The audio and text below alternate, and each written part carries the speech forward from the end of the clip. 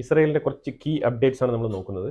വളരെ പ്രാധാന്യമുള്ള ചില കാര്യങ്ങളാണ്. അതിലൊന്ന് നമ്മൾ ഇന്നലെ പറഞ്ഞിരുന്ന പോലെ തന്നെ ഖത്തറിന്റെ ഫോറിൻ മിനിസ്ട്രി ഒരു സ്റ്റേറ്റ്മെന്റ് പുറത്തുവിട്ടിരിക്കുകയാണ്. ഇനി ഞങ്ങൾ ഈ മീഡിയേഷനിൽ ഇടപെടുന്നില്ല എന്നാണ് പറഞ്ഞിരിക്കുന്നത്. ഇത് നമ്മൾ ശ്രദ്ധേയമായിട്ട് നോക്കേണ്ടത് രണ്ട് പശ്ചാത്തലത്തിലാണ് നോക്കേണ്ടത്. ഒന്ന്, ട്രംപ് അധികാരത്തിൽ വരുന്നു, അതായത് ട്രംപ് വിജയിച്ചതിന് ശേഷം അവരെടുത്ത ഒരു തീരുമാനമായിട്ട് ഇതിനെ കണക്കാക്കാം. അതുപോലെ തന്നെ അവരതിനുവേണ്ടി പറയുന്ന കുറച്ച് കാര്യങ്ങളുണ്ട്. അതായത് ഇവർ രണ്ടുപേരെയും മീഡിയേഷൻസിന് വിളിക്കാറുണ്ട്. ഇസ്രയേലിന്റെ പ്രതിനിധികളും വരാറുണ്ട്, അതേപോലെ ഹമാസിന്റെ പ്രതിനിധികൾ വരാറുണ്ട്. ഹമാസിന്റെ പ്രതിനിധികൾ ഓൾറെഡി വരികയും കഴിഞ്ഞ ലാസ്റ്റ് ടൈം അവർ വന്നിട്ട് അവിടെ വഴക്ക് കൂടി, അതായത് ഹമാസിന്റെ ഉള്ളിലുള്ള ആൾക്കാരുടെ ഇടയിൽ തന്നെ വഴക്ക് കൂടി പിരിഞ്ഞു പോകുന്ന അവസ്ഥയാണ് ഉണ്ടായത്. അപ്പോൾ അവർക്ക് അവരുടെ ഉള്ളിൽ തന്നെ ഒരു അമിക്കബിൾ ആയിട്ടുള്ള ഒരു സൊല്യൂഷനിൽ എത്താൻ പറ്റുന്നില്ല. കാരണം കുറച്ച് ആൾക്കാർ ഒരു സീസ് ഫയറിലോട്ട് പോകാം എന്നുള്ള തീരുമാനം എടുക്കുന്ന സമയത്ത് കുറച്ച് ആൾക്കാർ അതിന്റെ സ്വാർത്ഥ താല്പര്യങ്ങൾക്ക് വേണ്ടി വിട്ടു നിൽക്കുന്ന ഒരു ഏർപ്പാടാണ് ഹമാസിന്റെ ഉള്ളിൽ തന്നെ ഉള്ളത്. ഇതൊക്കെ ആ റിപ്പോർട്ടിൽ അവർ ഖത്തർ വളരെ വ്യക്തമായിട്ട് പറയുന്ന കാര്യങ്ങളാണ് കേട്ടോ. അല്ല, നമ്മൾ നമ്മുടെ സ്വന്തം താല്പര്യം പറയുന്നതല്ല. അപ്പോൾ ആ രീതിയിലാണ് ആ ഒരു സ്റ്റേറ്റ്മെന്റ് പുറത്തു വന്നിരിക്കുന്നത്. ഇനിയൊരു പശ്ചാത്തലം എന്ന് പറഞ്ഞു കഴിഞ്ഞാൽ പിന്നെ US ഗവൺമെന്റ് തന്നെ ഒഫീഷ്യലായിട്ട് ഖത്തറിന്റെ അടുത്ത് മെസ്സേജ് കൺവേ ചെയ്തിരിക്കുകയാണ്, നിങ്ങൾ ഇനി ഇടപെടേണ്ട എന്ന് പറഞ്ഞിട്ട്. അത് ഇസ്രയേൽ പറഞ്ഞിട്ടാണ്. കാരണം ഇസ്രയേൽ സ്ഥിരമായിട്ട് ഇങ്ങനെ പിന്നെ ഈ ഒരു സമാധാന ചർച്ചയ്ക്ക് പോവുകയും ഹമാസിന്റെ സംഘടനയുടെ ഉള്ളിൽ തന്നെ ഒരു ഒത്തൊരുമയില്ലാതെ ഈ വെക്കുന്ന കണ്ടീഷൻസ് ഒന്നും അംഗീകരിക്കാത്ത രീതിയിൽ കുറച്ചുപേർ അംഗീകരിക്കുക, കുറച്ചുപേർ അംഗീകരിക്കാതിരിക്കുക. അപ്പോൾ അവർക്ക് തന്നെ ഒരു തീരുമാനം ഇല്ലാത്ത അവസ്ഥയിലാണ്. ഇത് വെറുതെ പോയി സംസാരിച്ചിട്ട് വരുന്ന ഒരു ഏർപ്പാടാണ്. അപ്പോൾ അതുകൊണ്ട് തന്നെയാണ് അത് കൃത്യമായിട്ട് അത് ഒഴിവാക്കണം എന്ന് പറഞ്ഞിട്ട് ഇസ്രയേലിന്റെ സൈഡിൽ നിന്ന് തന്നെയാണ് ആ ഒരു പ്രഷർ ഇട്ടത്.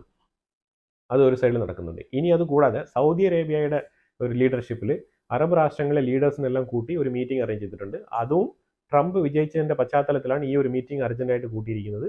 ഇത് കഴിഞ്ഞ ഒരു വർഷത്തിന് മുമ്പ് കൂടിയ ഒരു മീറ്റിംഗ് ആണ്. അതിനുശേഷം ഇപ്പോഴാണ് വീണ്ടും അവർ റീഅസംബിൾ ചെയ്യുന്നത്. ഈ റീഅസംബിൾ ചെയ്യുന്നതിൽ പ്രധാനമായിട്ട് അവർ ഉന്നയിക്കുന്ന ഒരു കാര്യം എന്ന് പറഞ്ഞാൽ എസ്റ്റാബ്ലിഷ്മെന്റ് ഓഫ് പാലസ്തീനിയൻ സ്റ്റേറ്റ്. അതാണ് ഏറ്റവും ഇമ്പോർട്ടൻ്റ് ആയിട്ട് അവർ ഉന്നയിക്കുന്ന കാര്യം.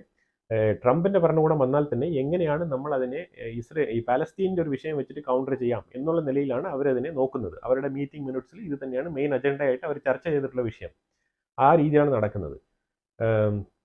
ട്രംപ് വിജയിച്ചതിന് ശേഷം ഒരുപാട് ഇങ്ങനത്തെ മീറ്റിങ്ങുകളൊക്കെ നടക്കുന്നുണ്ട്. യൂറോപ്യൻ മീറ്റിംഗ് ഒരു സൈഡിൽ നടക്കുന്നുണ്ട്, ട്രംപിനെ എങ്ങനെ ഹാൻഡിൽ ചെയ്യണമെന്ന് പറഞ്ഞിട്ട്. അപ്പോൾ ആ രീതിയിലൊക്കെ ഒരു പ്രീ അജണ്ട മീറ്റിംഗ്സ് ഒക്കെ നടക്കുന്നുണ്ട്. ഇതൊക്കെ മൂപ്പരാര് അധികാരത്തിൽ വരുമ്പോഴത്തേക്കും അവിടെ കൊടുക്കുന്ന ഓപ്പർച്യൂണിറ്റിയും അവിടെ കൊടുക്കുന്ന ഓഫേഴ്സ് അനുസരിച്ച് ഓരോ രാജ്യങ്ങളും അവരുടെ താല്പര്യം അനുസരിച്ച് മാറിപ്പോകും.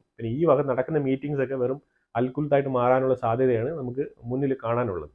കാരണം ഓരോ രാജ്യങ്ങൾക്കും അവരുടേതായിട്ടുള്ള താല്പര്യങ്ങൾ ഉണ്ടാവുമല്ലോ. അതിനനുസരിച്ച് മുന്നോട്ട് പോകുമ്പോൾ US-ഉമായിട്ട് ആർക്കാണോ കൂടുതൽ ബെനിഫിറ്റ് കിട്ടുന്ന രീതിയിലുള്ള എഗ്രിമെന്റ്സ് വരുന്നത്, ആ സമയത്ത് ഈ തീരുമാനങ്ങളെല്ലാം മാറിപ്പോകും എന്നുള്ളതാണ് നമുക്ക് കാണാൻ പറ്റുന്ന ഒരു വസ്തുത. ഇതുവരെ അങ്ങനെ തന്നെയാണ്, ഇനിയും അതങ്ങനെ തന്നെയായിരിക്കും. ആ രീതിയിലാണ് സൗദി അറേബ്യയുടെ ഭാഗത്ത് നിന്ന് നടക്കുന്നത്. പക്ഷെ അതിൽ ഇപ്പൊ നമുക്ക് മനസ്സിലാക്കാൻ പറ്റിയെന്ന് പറഞ്ഞാൽ ഈ അറബ് ലീഗ് രാഷ്ട്രങ്ങളെല്ലാം 1 ഇയർ ആയിട്ട് മിണ്ടാതിരുന്ന ആൾക്കാർ US-ന്റെ ഒരു ഭരണകൂടം മാറുന്നു എന്നുള്ളത് മുന്നിൽ കണ്ടുകൊണ്ട് ചാടി ഇറങ്ങിയിരിക്കുകയാണ് എല്ലാം. ഒരു വർഷമായിട്ട് ഇവർ പാലസ്തീനെ കുറിച്ച് ഒരു കൺസേണും ഇല്ല. ഇപ്പോൾ പെട്ടെന്ന് വന്നിട്ട് സ്റ്റേറ്റ് ഓഫ് പാലസ്തീനെ റീ എസ്റ്റാബ്ലിഷ്മെന്റ് ചെയ്യുന്നതിനെ കുറിച്ചുള്ള സംസാരം. അതായത് ഇനി പുതിയതായിട്ട് അവിടെ ഫണ്ട് കൊടുക്കും, ഇവരൊക്കെ പൈസകളൊക്കെ കൊടുത്ത് അവിടെ ബിൽഡ് ചെയ്ത് ആൾക്കാരെ കൊണ്ട് താമസിപ്പിക്കണം.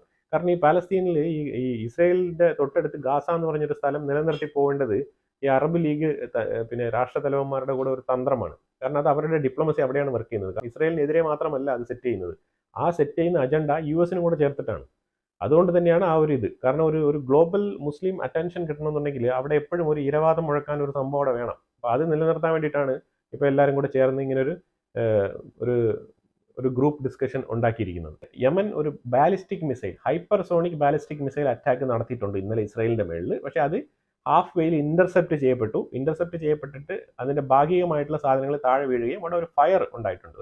ഒരു പാർക്കിംഗ് സ്പോട്ടിൽ ചെറിയ ഫയർ ഉണ്ടായിട്ടുണ്ട്. ആർക്കും ആൾനാശമൊന്നുമില്ല. റഫീഖ് ഹരീരി എന്ന് പറഞ്ഞ ലബനാന്റെ പ്രൈം മിനിസ്റ്ററെ വധിക്കാൻ ശ്രമിച്ച കേസിൽ പെട്ട ഒരു ലബനീസ് ഒരു ഹിസ്ബുള്ള തീവ്രവാദിയെ ഇസ്രായേൽ വധിച്ചിട്ടുണ്ടെന്നുള്ളതാണ്. സലീം ജമാൽ ആയാഷ് എന്ന് പറഞ്ഞ ഈ ഒരു ഹിസ്ബുള്ളായിട്ട് ടെററിസ്റ്റിനെയാണ് വധിച്ചത്. ഇയാൾക്ക് ഓൾറെഡി UN-ൽ തന്നെ സെന്റൻസ് കിട്ടിയതാണ്. അപ്പോൾ പിടികെട്ടാ പുള്ളിയാണ്. ആ തീവ്രവാദിയാണ് ഇപ്പോൾ ഇസ്രായേൽ വധിച്ചിരിക്കുന്നത്. ഇതൊക്കെ ലബനാനും UN-നും ബോധ്യമുണ്ടോ എന്നുള്ളത് നമുക്കറിയത്തില്ല. ഏറ്റവും വലിയ സംഭവം എന്ന് പറഞ്ഞാൽ കഴിഞ്ഞ മാസം നടത്തിയ ആ ഒരു റിമാർക്കബിൾ അറ്റാക്ക് ആയിട്ടുള്ള പേജറിന്റെ അറ്റാക്ക് നെതന്യാഹു ഓർഡർ ചെയ്തിട്ട് തന്നെയാണ് നടപ്പിലാക്കിയെന്നുള്ളത് നെതന്യാഹു ഇന്ന് സമ്മതിച്ചിരിക്കുകയാണെന്നുള്ളതാണ്. ഇസ്രായേൽ സാധാരണ അങ്ങനെയൊന്നും സമ്മതിക്കാറില്ല, അത് സമ്മതിച്ചിരിക്കുകയാണെന്നുള്ളത്. കാരണം ഇത് സമ്മതിക്കാനുള്ള കാരണം എന്ന് പറഞ്ഞാൽ ഇസ്രായേലിന്റെ ഉള്ളിൽ അവിടുത്തെ ഇസ്രായേലിന്റെ ഉള്ളിൽ ഈ ഒരു IDF-ന്റെ ഇതിന് മുമ്പിരുന്ന ചീഫായിട്ടുള്ള ഡിഫൻസ് മിനിസ്റ്റർ ആയിട്ടുള്ള യോവ് ഗാലന്റിനെ അവിടെ നിന്ന് റീപ്ലേസ് ചെയ്തതിന് ശേഷം പൊളിറ്റിക്കലി ഒരു പോരായ്മ അവിടെ ഉള്ളിൽ നിലനിൽക്കുന്നുണ്ട്. ബെഞ്ചമിൻ നെതന്യാഹുവിന് തന്നെ ഒരു ചാലഞ്ച് അവിടെ ഉണ്ട് എന്നുള്ളതാണ്. അപ്പോൾ അതിൽ ആരെങ്കിലും ഇതൊക്കെ വിളിച്ച് പറയും എന്നുള്ളതിനുപരിയായിട്ടാണ് പുള്ളി തന്നെ ബോൾഡായിട്ട് അങ്ങ് വിളിച്ച് പറഞ്ഞത്. അത് വിളിച്ച് പറഞ്ഞു, ഓക്കെയാണ്, അത് കഴിഞ്ഞു ആ കാര്യം. പക്ഷെ അതേസമയം തൈവാനിൽ നിന്ന് ഇന്നൊരു റിപ്പോർട്ട് വന്നിട്ടുണ്ട്. തൈവാൻ കമ്പനി, അതായത് ഈ പേജറിന്റെ ഓർഡർ എടുത്ത കമ്പനി, അവർ ഇതുമായിട്ടുള്ള അന്വേഷണം നിർത്തിയിരിക്കുകയാണെന്നുള്ളതാണ്. കാരണം അവർ പറഞ്ഞിരിക്കുന്നത് ഇങ്ങനെ ഒരു പ്രോഡക്റ്റ് നമ്മൾ ഇവിടെ ഇൻസൈഡ് തൈവാന്റെ ഉള്ളിൽ അത് മാനുഫാക്ചറിങ് ചെയ്തതല്ല, ഇത് പിന്നെ ക്ലിയർ ആയിട്ട് വേറൊരു കമ്പനി, ഫ്രോണ്ടിയർ ഗ്രൂപ്പിന്റെ കമ്പനിയിൽ നിന്നാണ് ഇതിന്റെ അന്വേഷണങ്ങൾ പോകേണ്ടത്. നമ്മൾ അവിടെ ചോദിച്ചപ്പോഴത്തേക്കും അവർക്കും ക്ലിയർ ആയിട്ട് അതിന്റെ എംപ്ലോയീസിനെ കുറിച്ചുള്ള ക്ലിയർ ഡീറ്റെയിൽസ് അവിടെ ഇല്ല എന്നാണ് പറയുന്നത്. മീൻസ് അവിടെ ജോലി ചെയ്യുന്ന ഇതുമായിട്ട് ബന്ധപ്പെട്ട് ഈ ഡീലൊക്കെ എടുത്ത എംപ്ലോയീസ് ഒന്നും അവിടെ ഇല്ല എന്നാണ് പറയുന്നത്. ആ രീതിയിലാണ് ഇത് പോകുന്നത്. കാരണം ഇതൊരു സീക്രട്ട് മിഷനാണ്, അത് അവിടെ തന്നെ കട്ടാവും, അത്രേ ഉള്ളൂ. ഇനി അവിടെ എംപ്ലോയി ഉണ്ടെങ്കിൽ അവർ പുറത്ത് വിടാൻ പോകുന്നതാണെന്നുള്ളതാണ്. ആ രീതിയിൽ തൈവാൻ ഇത് ക്ലോസ് ചെയ്തിരിക്കുകയാണ്. അവർ പറഞ്ഞിരിക്കുന്നത് ഈ നമ്പർ, ഈ മോഡൽ നമ്പറുള്ള AR924 എന്നാണ് പറയുന്നത്. AR924 മോഡലിലുള്ള പേജർ തൈവാന്റെ ഉള്ളിൽ അവർ മാനുഫാക്ചറിങ് ചെയ്യുന്നില്ല എന്ന് അവർ തീരുമാനിച്ച് ഈ കേസ് ക്ലോസ് ചെയ്തിരിക്കുകയാണ്. ഇനി ഇതിനെക്കുറിച്ചുള്ള അന്വേഷണമൊന്നുമില്ല, കഴിഞ്ഞു. പേജർ അറ്റാക്ക് കഴിഞ്ഞു, ആ വിഷയമേ കഴിഞ്ഞു. പാരീസിൽ ഒരു പീസ് സബ്മിറ്റ് നടപ്പുണ്ട്. നമ്മുടെ ബംഗ്ലാദേശിന്റെ പിന്നെ യൂനസ് ഒക്കെ അവിടെയാണ് ഉള്ളത് കേട്ടോ. പാരീസിലെ പീസ്, അത് ഞാൻ ഇപ്പോൾ വായിച്ചപ്പോഴാണ് മനസ്സിലായത് ആളും കൂടെ അവിടെ ഉണ്ട്. അപ്പം പാരീസിൽ ഒരു പീസ് സബ്മിറ്റ് നടക്കുന്നുണ്ട്. അതിപ്പോൾ 2-3 ദിവസം കൊണ്ട് നടന്നുകൊണ്ടിരിക്കുകയാണ്. അപ്പം ആ പീസ് സബ്മിറ്റിൽ വെച്ചിട്ട് യൂറോപ്യൻ യൂണിയനിൽ ഇസ്രയേലിനെതിരെ ഒരു സാങ്ഷൻ കൊണ്ടുവരാൻ വേണ്ടിയിട്ട് ഫ്രാൻസ് സജസ്റ്റ് ചെയ്തിട്ടുണ്ട് എന്നുള്ളതാണ്. അപ്പോൾ ഇതിന് മുമ്പും അവർ ഇതേപോലത്തെ ഇടപാടുകളൊക്കെ ചെയ്തിട്ടുണ്ട്. അപ്പോൾ അത് വീണ്ടും അവർ ചെയ്യാനുള്ള ഒരു പുറപ്പാടിലാണ് ഉള്ളത്. അപ്പോൾ അതൊക്കെ ഇനിയിപ്പോൾ ഏത് രീതിയിൽ നിന്ന് കണ്ട് പറയണം. കാരണം ട്രംപ് വന്നു കഴിഞ്ഞാൽ ഫ്രാൻസിനെയൊക്കെ അടിച്ച് മൂലയിൽ ഒതുക്കും എന്നുള്ളതിൽ യാതൊരു സംശയമില്ല.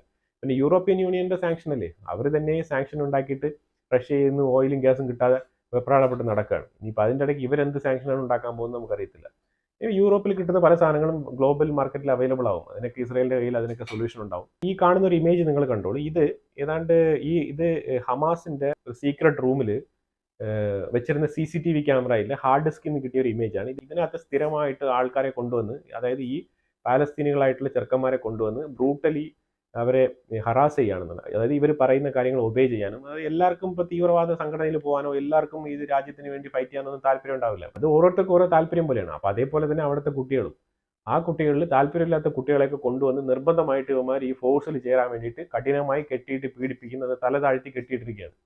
എന്നിട്ട് ഈ ഒരു ഗൈഡൻസ് ഇങ്ങനത്തെ രീതിയിലൊക്കെ ടീച്ചിങ്സ് കൊടുക്കുകയാണ്. ഇനിയിപ്പം ഇവർക്ക് കഠിനമായ പരിശീലനം കൊടുക്കാൻ വേണ്ടിയിട്ട് തല കീഴിൽ കെട്ടിയിട്ടിരിക്കുന്നതാണോ നമുക്കറിയത്തില്ല. എന്തായാലും അവിടെ ഒരു പീഡനമാണ് നടക്കുന്നതെന്നുള്ളത് നമുക്ക് പ്രത്യക്ഷത്തിൽ മനസ്സിലാക്കാൻ പറ്റുന്നുണ്ടെന്നുള്ളതാണ്. മുഹമ്മദ് അബു ഷക്കീൽ എന്ന് പറഞ്ഞ് പാലസ്തീൻ ജിഹാദ് ഗ്രൂപ്പിന്റെ ഒരു ഹെഡായിട്ട് പ്രവർത്തിക്കുന്ന ഒരാളാണ്. അയാളെ ഇന്ന് എലിമിനേറ്റ് ചെയ്തിരിക്കുന്നതാണ്. അതിന്റെ ഒരു ഇമേജും എല്ലാം കൂടെ ചേർത്ത് ഇസ്രായേലിൽ നിന്ന് വെളിയിൽ പബ്ലിഷ് ചെയ്തിട്ടുണ്ടെന്നുള്ളതാണ്. അത് പ്രോപ്പറായിട്ട് തന്നെ അവർ അംഗീകരിച്ചിരിക്കുകയാണ്. അവരത് പബ്ലിഷ് ചെയ്ത് പുറത്ത് വിട്ടിരിക്കുകയാണ്. ഒഫീഷ്യലി പിന്നെ അവർ കൺഫേം ചെയ്തിരിക്കുകയാണ് ഇയാളെ നമ്മൾ എലിമിനേറ്റ് ചെയ്തിട്ടുണ്ട് എന്നുള്ളത്. ഗാസയ്ക്ക് ഉള്ളിൽ ഈ UNRWAക്ക് സാങ്ഷൻസ് ഏർപ്പെടുത്തിയതിന് ശേഷം അവിടെ പിന്നെ ഇതുപോലെ എയ്ഡ് നടക്കുന്നുണ്ട്, ചാരിറ്റി പ്രവർത്തനങ്ങൾ ഇവിടെ നടക്കുന്നുണ്ട്. ഇന്നും അവിടെ എല്ലാ ചാരിറ്റി പ്രവർത്തനങ്ങളും വളരെ ശക്തമായി തന്നെ മുന്നോട്ട് കൊണ്ടുപോയിക്കൊണ്ടിരിക്കുന്നതാണ് പറയുന്നത്. 13-ാം തീയതിയോടുകൂടി കൂടുതൽ ശക്തമായിട്ട് എയ്ഡ് ട്രക്കുകൾ ഉള്ളിലേക്ക് പ്രവേശിപ്പിക്കുമെന്നാണ് ഇസ്രായേൽ കൺഫേം ചെയ്തിരിക്കുന്നത്. പിന്നെ ഇതിൽ ഏറ്റവും ഇമ്പോർട്ടൻ്റ് ആയിട്ടുള്ള ഒരു വിഷയം ഇപ്പോൾ നടക്കുന്നതെന്ന് പറഞ്ഞാൽ US വെച്ചിട്ട് റഷ്യ, ഇസ്രായേൽ, US മൂന്നും ചേർന്നൊരു മീറ്റിംഗ് അവിടെ നടക്കുകയാണ്. കാരണം ഇപ്പോൾ ഈ ഒരു 1 വീക്കായിട്ട്, ലാസ്റ്റ് 1 വീക്കായിട്ട് സിറിയയുടെ ഭാഗത്താണ് ഏറ്റവും കൂടുതൽ ഇസ്രായേൽ ടാർഗറ്റ് ചെയ്ത് അറ്റാക്ക് ചെയ്തുകൊണ്ടിരിക്കുന്നത്. കാരണം സിറിയയുടെ സൈഡിൽ നിന്ന് അവിടെ സിറിയയുടെ സൈഡിൽ നിന്നും ഇറാഖിന്റെ ബോർഡർ സൈഡുകളിൽ നിന്നും ഇസ്ലാമിക് റെസിസ്റ്റൻസിന്റെ ഭാഗത്ത് നിന്ന് കഠിനമായ രീതിയിലുള്ള അറ്റാക്കിങ് ഇപ്പം ഇങ്ങോട്ട് നടക്കുന്നുണ്ട്. അപ്പോൾ അതിന് ഈ ഹൂത്തികളുടെ മേളിൽ ഈ UK, US ഇന്നലെയൊക്കെ നല്ല രീതിയിലുള്ള ബോംബിംഗ് നടത്തിയതിന് ശേഷമാണ് ഹൂത്തീസ് അവർ ഇങ്ങോട്ട് ഇന്ന് ഒരു ഹൈപ്പർസോണിക് മിസൈൽ ഇന്ന് ഇസ്രായേലിലോട്ട് വിട്ടത്. ഇറാനെ അറ്റാക്ക് ചെയ്യുന്നതിന് മുമ്പ് ബെഞ്ചമിൻ നെതന്യാഹു റഷ്യ വിസിറ്റ് ചെയ്തിട്ടുണ്ടായിരുന്നു. അപ്പോൾ അവിടെ വെച്ചിട്ടുള്ള സംസാരത്തിൽ ഒരു മീഡിയേഷൻ നടന്നതിൽ ഈ പാലസ്തീനികളായിട്ട് പിടിക്കപ്പെട്ട് ഇസ്രായേലിന്റെ ജയിലിനുള്ളിൽ കഴിയുന്ന പാലസ്തീനികളുടെ വിഷയത്തിനെ കുറിച്ച് പുടിന്റെ ഭാഗത്തുനിന്ന് ചോദ്യമുണ്ടായി. അപ്പോൾ അതിനെക്കുറിച്ച് സീസ് ഫയറിന്റെ കാര്യങ്ങളൊക്കെ അപ്പോൾ സംസാരിക്കുകയുണ്ടായി. അപ്പം അവിടെ ഒരു ഡിസഗ്രിമെന്റിലാണ് രണ്ടുപേരും പിരിഞ്ഞത്. എന്നിട്ട് ആ പിരിഞ്ഞ സമയത്ത് തന്നെ ഇവർ ഒരു ക്ലോസ് വെച്ചിട്ടുണ്ടായിരുന്നു, റഷ്യക്ക് വേണമെങ്കിൽ ഇസ്രായേൽ വിസിറ്റ് ചെയ്ത് ഏത് നേരത്തും അവർക്ക് പരിശോധിക്കാം എന്നുള്ളത്. പാലസ്തീനിയൻ പ്രതികളെ നമ്മൾ എങ്ങനെയാണ് ട്രീറ്റ് ചെയ്യുന്നത് എന്നുള്ളത് നേരിട്ട് വന്ന് കണ്ട് ബോധ്യപ്പെടുത്താനാണ് റഷ്യയോട് പറഞ്ഞത് നെതന്യാഹു. അപ്പോൾ ആ ഒരു ബേസിലാണ് ഒക്ടോബർ 24-ാം തീയതി സർപ്രൈസ് ആയിട്ടുള്ള ഒരു വിസിറ്റ് ആയിട്ടാണ് ഒരു ഫോർമൽ ഇൻഫർമേഷൻ കൊടുക്കുക. നമ്മൾ ഒരു ടൈം ലൈൻ കൊടുത്തിട്ട്, അതായത് 3 to 5 days, ഈ ഡേയ്സിനുള്ളിൽ നമ്മൾ വരും എന്ന് പറഞ്ഞുള്ള ഒരു കമൻസ്മെന്റ് കൊടുത്തിട്ട് റഷ്യൻ ടീം ഡയറക്റ്റ് ആയിട്ട് ഇസ്രായേലിൽ വന്ന് പരിശോധിച്ചത്. അവർ സാറ്റിസ്ഫൈഡ് ആണ്. ആ രീതിയിലുള്ള ട്രീറ്റ്മെന്റ് തന്നെയാണ് പാലസ്തീനികൾക്ക് അവിടെ കൊടുക്കപ്പെടുന്നത്. അപ്പോൾ ആ രീതിയിൽ അവർ കണ്ടുപോയതിന് ശേഷമാണ് പിന്നെ ഇസ്രയേലിൻ്റെ ബെഞ്ചമിൻ നെതന്യാഹുവിൻ്റെ ഏറ്റവും വിശ്വസ്തനായ ഒരാൾ, റോൺ ഡെർമർ എന്നാണ് പുള്ളിയുടെ പേര്. ഇയാൾ വളരെ വിശ്വസ്തനായ ആളെന്നാണ് അറിയപ്പെടുന്നത്. ആ വ്യക്തി റഷ്യ സീക്രട്ടായിട്ട് വിസിറ്റ് ചെയ്ത് കാര്യങ്ങളൊക്കെ സംസാരിച്ച് വിലയിരുത്തി. അതിൽ ഏറ്റവും കൂടുതൽ അവിടെ സംസാരിക്കാൻ മുതിർന്നത് ലെബനാനിലും സിറിയയിലും നിന്നും വരുന്ന അറ്റാക്ക് തടയുക എന്നുള്ളതാണ്. അതിൽ ഏറ്റവും പ്രധാന റോൾ വരുന്നത് റഷ്യക്ക് സിറിയയുടെ ഭാഗത്തു നിന്നാണ്. കാരണം സിറിയയിലാണ് റഷ്യയുടെ പോസ്റ്റ് ഉള്ളത്, അവിടെ മിലിറ്ററി പോസ്റ്റ് അവർക്കുണ്ട്. കാരണം റഷ്യയുടെ ആസാദിനെ സംരക്ഷിക്കാൻ വേണ്ടിയിട്ട് റഷ്യ അവിടെ തമ്പടിച്ചിരിക്കുകയാണല്ലോ. അല്ലെങ്കിൽ റഷ്യ ഇല്ലെങ്കിൽ പിന്നെ അവിടെ ഒന്നും നടക്കത്തില്ല. ആ രീതിയിലാണ്. ആസാദിന്റെ കസാര ഉൾപ്പെടെ IS കാരന്മാർ എടുത്തുകൊണ്ടങ്ങ് പോകും.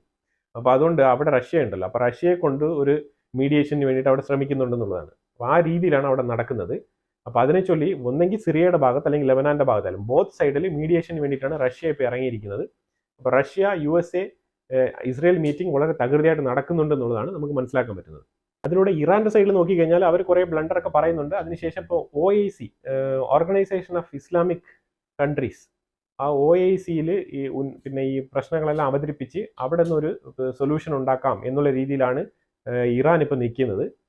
അതിനുശേഷം ഒരു സ്റ്റേറ്റ്മെന്റ് കൂടെ പറഞ്ഞിരിക്കുന്നത്, ആര് വിജയിച്ച് വന്നാലും നമുക്ക് വിഷയമില്ലാന്ന് ഇന്നലെ പറഞ്ഞിരുന്ന ഒരു സ്റ്റേറ്റ്മെന്റിൽ ചെറിയൊരു മാറ്റം വരുത്തിയിട്ട് അവർ പറഞ്ഞിരിക്കുന്നത്, ആര് ജയിച്ച് വരുന്നു എന്നുള്ളതല്ല, എന്ത് ആക്ഷൻ US എടുക്കുന്നു എന്നുള്ളതിനെ സംബന്ധിച്ചാണ് മറ്റുള്ള നടപടിക്രമങ്ങൾ ഇരിക്കുന്നത് എന്നുള്ള രീതിയിൽ അവർ പറഞ്ഞിട്ടുണ്ട്. അതായത് US എടുക്കുന്ന നടപടി എന്താണോ അതിനനുസരിച്ച് ആയിരിക്കും ഇറാൻ റിയാക്ട് ചെയ്യാൻ പോകുന്നുള്ള രീതിയിലുള്ള സ്റ്റേറ്റ്മെന്റ് ആയിട്ട് മാറ്റിയിട്ടുണ്ട്.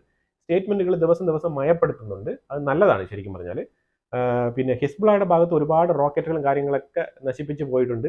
ആയിരക്കണക്കിന് റോക്കറ്റുകൾ ഹിസ്ബുള്ളയുടേത് ഇസ്രയേൽ സീസ് ചെയ്ത് എടുത്തിട്ടുണ്ട്. ആ സീസ് ചെയ്ത റോക്കറ്റുകൾ തിരിച്ച് അവർക്ക് എതിരെ തന്നെ ഉപയോഗിക്കുന്ന ഒരു അവസ്ഥയാണ് ഇപ്പം സംഭവിച്ചുകൊണ്ടിരിക്കുന്നത്. അപ്പോൾ ആ രീതിയിലാണ് കാര്യങ്ങളൊക്കെ പൊയ്ക്കൊണ്ടിരിക്കുന്നത്. പക്ഷേ ഇസ്രയേൽ പറയുന്നത് ഞങ്ങൾക്ക് തുടർന്ന് ഫൈറ്റ് ചെയ്യാൻ ഒരു പ്രശ്നവുമില്ല, പക്ഷേ സീസ് ഫയർ എന്നുള്ളത് ഹിസ്ബുള്ളയ്ക്ക് വേണമെന്നുണ്ടെങ്കിൽ 2 കണ്ടീഷനേ ഉള്ളൂ. ഹോസ്റ്റേജ് റിലീസ് നടക്കണം, അതേപോലെ ഈ തുടരെ ഈ റോക്കറ്റുകൾ ഈ വിടുന്നില്ലേ, മാലപ്പടക്കം വിടുന്ന പോലെ ഇങ്ങനെ റോക്കറ്റ് വിട്ടുകൊണ്ടിരിക്കുക. അത് ശരിക്കും പറഞ്ഞാൽ ഒരു യൂസ്ലെസ് ആയിട്ടുള്ള പരിപാടിയാണ്. ഒരു വലിയ രീതിയിലുള്ള കൊളാറ്ററൽ ഡാമേജ് ഒന്നും അവിടെ ഉണ്ടാക്കാനില്ല നിങ്ങളുടെ റോക്കറ്റ് വിടൽ മൂലം. നമ്മളുടെ സമയം നശിപ്പിക്കുക എന്നുള്ള ഒറ്റൊരു കാരണം മാത്രമേ ഉള്ളൂ നിങ്ങളുടെ ഈ റോക്കറ്റ് വിടുന്നത് കൊണ്ട്. അപ്പോൾ അതുകൊണ്ട് നമ്മൾ പറയുന്നത് വെച്ചാൽ ഈ റോക്കറ്റ് വിടൽ പരിപാടി ഇതോടെ നിർത്തുക, പിന്നെ ഹോസ്റ്റേജസിനെ റിലീസ് ചെയ്യുക. ഈ 2 കണ്ടീഷൻ വെച്ചിട്ടാണ് റഷ്യയുടെ മുന്നിൽ പിന്നെ സമർപ്പിച്ചിരിക്കുന്ന കാര്യങ്ങൾ. അപ്പോൾ ഇനി റഷ്യ ഇതിനകത്ത് ഇറങ്ങി കളിക്കുകയാണ്. നമുക്ക് നോക്കാം ഏതുവരെ പോകുന്നു എന്നുള്ളത്. റഷ്യയുടെ റോൾ വളരെ പരിമിതമാണ്. അത് സിറിയയിൽ നിന്നും ഇസ്ലാമിക് റെസിസ്റ്റന്റ് ത്രൂ ആയിരിക്കും അവർ ഇടപെടുന്നത്. ഏത് രീതിയിലാണ് ഡെവലപ്മെന്റ് വരുന്നത് എന്നുള്ളത് നമുക്ക് വരും ദിവസങ്ങൾ അറിയാൻ പറ്റും. അപ്പം സമഗ്രമായ ഒരു വിവരം ഞാനിപ്പോൾ ഈ ഒരു വീഡിയോയിൽ തന്നു ഞാൻ വിശ്വസിക്കുന്നു. ഇതിനെക്കുറിച്ചുള്ള നിങ്ങളുടെ അഭിപ്രായങ്ങൾ താഴെ കമന്റ് ബോക്സിൽ രേഖപ്പെടുത്തുക. അതുപോലെ തന്നെ വീഡിയോ ഇഷ്ടപ്പെട്ടു കഴിഞ്ഞാൽ ലൈക്ക് ചെയ്യുക, ഷെയർ ചെയ്യുക. പിന്നെ ഈ ചാനൽ നിങ്ങൾ ആദ്യമായിട്ടാണ് കാണുന്നുണ്ടെങ്കിൽ ചാനൽ മറക്കാതെ സബ്സ്ക്രൈബ് ചെയ്യുക. വീണ്ടും അടുത്തൊരു വിഷയമായിട്ട് വരാം. Thank you so much.